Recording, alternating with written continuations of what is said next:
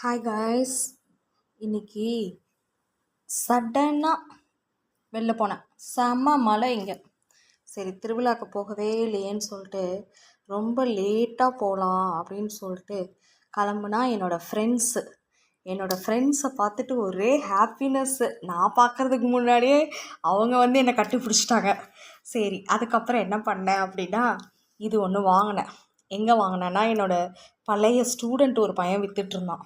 சரி, ஏதோ நம்மளால் முடிஞ்சது. பட் இது வந்து அன்பாக, இது பணம் இல்லாமல் கிடச்சிது. இது வந்து அன்புக்கு கிடைச்ச. ஓகே, ஸோ அது வாங்கினேன். இது அப்படியே கொடுத்துட்டாங்க. நெக்ஸ்ட்டு என்ன கலெக்ஷன் கிடச்சிதுன்னா, இங்கே பாருங்க, ஃப்ளவர் வாஸு எப்படி நம்ம விடுவோம். ஒன்று 100 ரூபா சொன்னாங்க, அதுக்கப்புறம் 60 ரூபா சொன்னாங்க.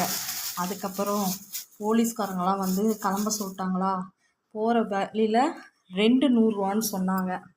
சரி, 2 100 ரூபா சொல்கிறீங்களே அண்ணா, நீங்கள் சும்மா தானே போகிறீங்க அப்படின்னு சொல்லிட்டு 3 சேர்த்து எவ்வளோ கொடுத்தேன், 100 ரூபா சொன்னாங்களா, 3 சேர்த்து 130 ரூபா கொடுத்து வாங்கிட்டேன். அந்த பையன் வந்து ஒரு குழந்தையோட வந்து அவங்க சேல்ஸ் பண்ணுறாங்க. அந்த தம்பி வந்து நினைக்கிறான், அந்த தம்பி எப்படி ஸ்கூல் படிப்பான லீவ் போட்டுட்டு அவங்க அப்பாக்காக வந்து செய்கிறான். அப்புறம் ஜிபேலாம் பண்ணான். இங்கே பாருங்க, இதான் இன்னையோட ஹைலைட் பர்ச்சஸ். எப்படி இருக்குது? இதில் 10 ரூபா கூட இது இல்லை, இது 120 ருபீஸ்.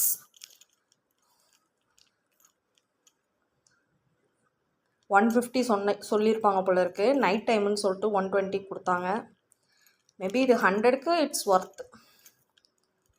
ஓகே, ஸோ எல்லாம் மேலே நல்ல தரிசனம் கிடச்சிது.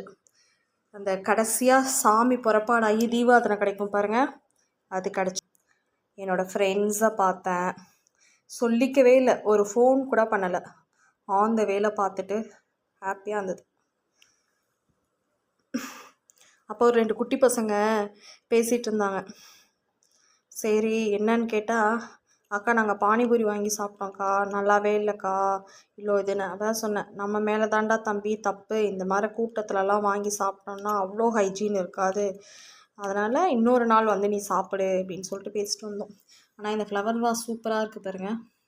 இந்த மயில் தொகையும் செமையாக இருக்குது. நான் எப்போயாவது முருகன் சாங்கை கேட்டுகிட்டே இருப்பேன்.